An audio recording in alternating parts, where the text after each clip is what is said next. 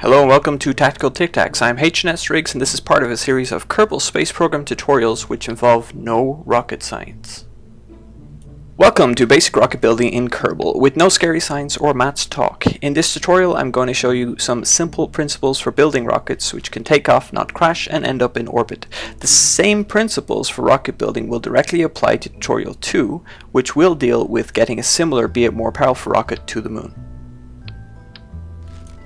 First up, you'll need some kind of command modules. These come in different shapes and sizes. They are manned and unmanned. For the sake of this tutorial, I'm going to get a nice light unmanned pod so you don't kill any Kerbals while experimenting with your basic rocket design.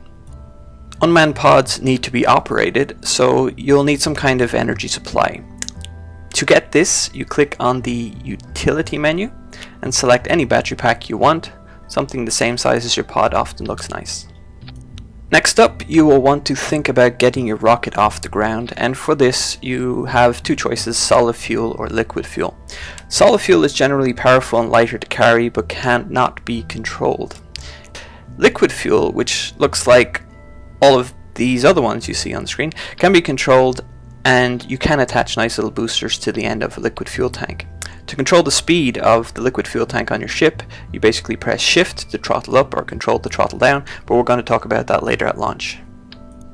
So to start our rocket, I've already got my command pod, I've got my energy supply, and I'm going to throw on a liquid fuel tank, and just to make things look nice, I'm going to jump into the aerodynamics menu and throw on a nose cone. Looking good. While we're in the aerodynamics mode, we can put in some fins for more control. There are a lot of these. Some are fixed and some actually move when you press the control keys in flight. You'll also notice at the bottom left of the screen I have a symmetry mode. This allows you to attach items symmetrically around the rocket. So in this case I want two fins on the left and right. I'm just using two here because I've already attached one controllable fin myself to the back. And that's it. We are ready for launch. So we can strap on a booster to our liquid fuel tank. We're going to need one of those, and go to the launch pad. At the launch pad, you're going to notice a little blue ball in the middle of the screen. This is your navigation control, your nav ball, and it's where most of the action actually happens. Blue basically means up, brown means down, unless your command pod is upside down, in which case everything gets reversed and it's very confusing. Generally, to go into space, you're going to want to face directly up. So in the case of the little white dot right there in the center of the blue ball, that's what you're aiming for. You will first want to throttle up before you activate your boosters, so press shift down, hold it down until you see the throttle on the left side of the nav ball go all the way to the top, and then press spacebar, and boom, you should have launched. The rocket I've built here isn't going to be very stable due to the fact that I don't have a nice symmetrical number of fins all the way around it. 4 would have been a good number, but because I have this controllable fin on the back, it means I can do loads of fancy turns, although I don't have enough control to actually keep myself facing in the right direction. So for all the boosters you can select, they have different amounts of thrust and vary the impact, be they at sea level or out in space in a vacuum. For fear of going into numbers, bigger numbers in a vacuum means they work better in space, and bigger numbers at sea level means they work better inside the atmosphere or at sea level.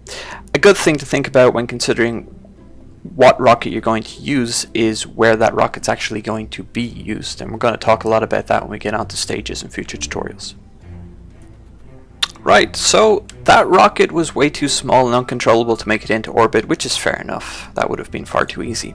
We can do some quick modifications though and at least get into space. You might think, okay, we can just attach more of these controllable fins and get more control, and we can do that, but something like this is gonna happen, and yeah, that ain't gonna work.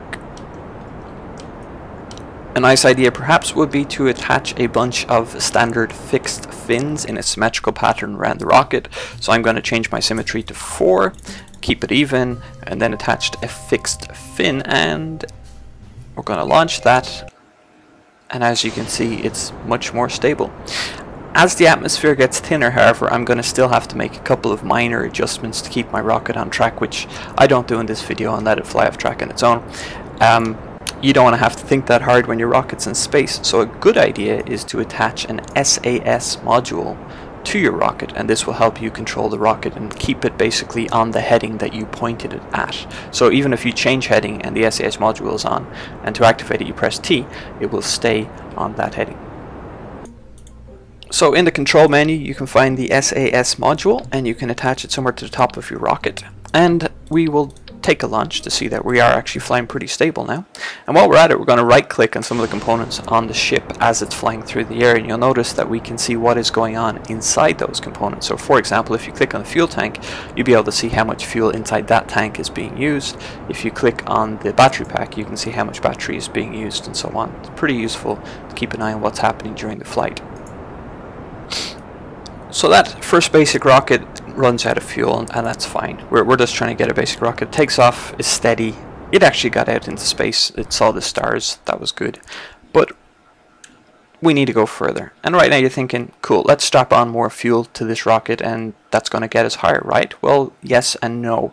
More fuel means more weight. So the more weight you have, the harder it is for your booster to actually lift that rocket in space.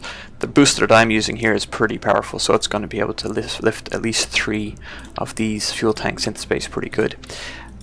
More fuel tanks on top of each other also means you get a longer rocket, so it becomes unstable and less balanced on the ground and when you fly.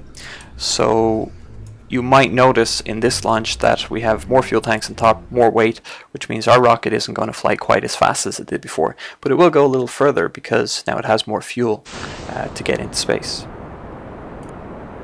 Okay, so with that last design, we could almost get into orbit. You'd have to do everything perfectly and you might just about make it, but we're going to make a rocket that has fuel to spare, and you can make a couple of mistakes on the way up. So let's slap on another fuel tank. Again, rocket's going to start moving a little slower, but it's going to be able to take it. So first up, the rocket is very tall now, and if you put it on the launch pad as it is, you're going to see it shake a lot.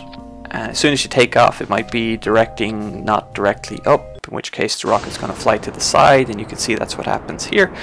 And that's not a good thing. We actually want the rocket to be stable before launch as much as possible, so when it launches it goes straight up.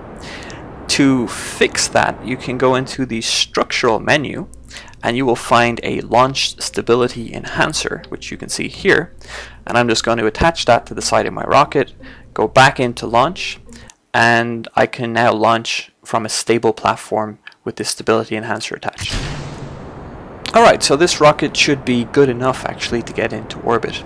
Before launch, you're going to want to press T to activate your SAS module, hold down Shift to give yourself full thrust, press spacebar, and that will launch your rocket up into the air, and our rocket is now flying nicely into space and steady on course because the SAS module has kicked in.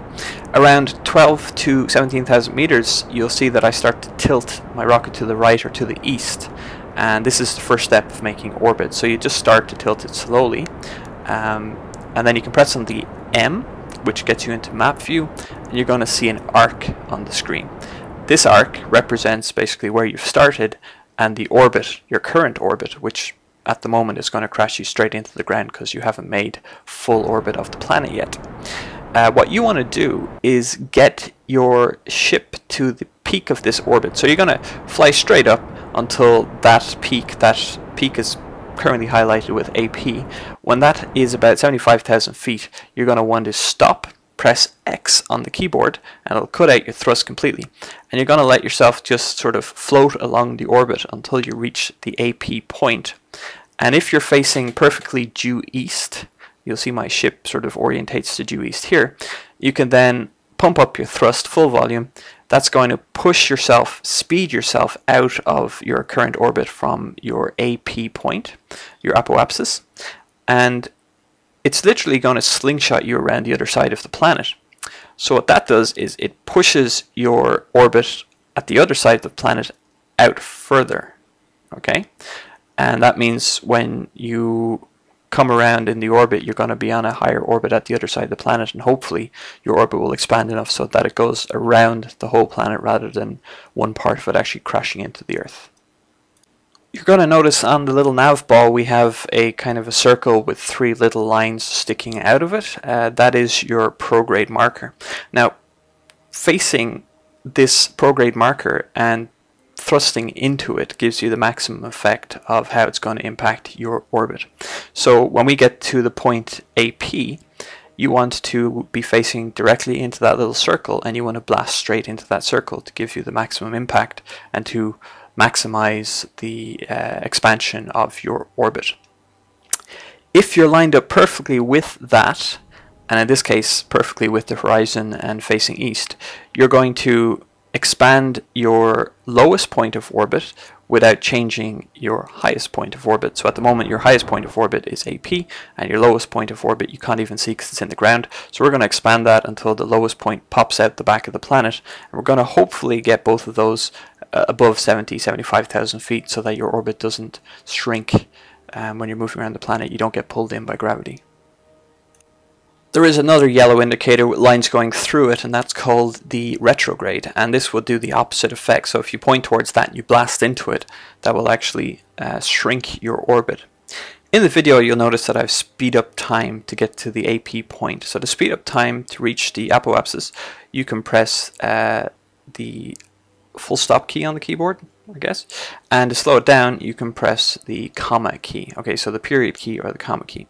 You can also press X to cut out all thrust from your boosters, which I mentioned earlier, and you can hold shift to gain maximum thrust once you've reached the apoapsis. Depending on how much thrust you have, you might want to fire a little early, because in my case my rocket isn't going to push my very large ship very fast because I've got too much mass, so it would be a good idea to fire a little early. I didn't, so I actually start losing a bit of altitude on my apoapsis. I think it goes down to about 73.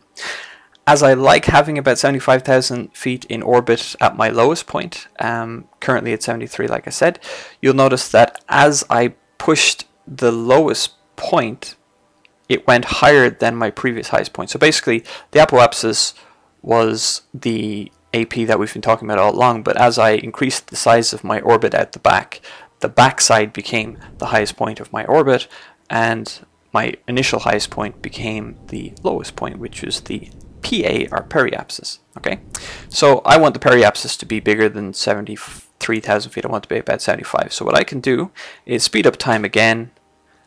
I will float around my orbit to the new apoapsis, the new AP.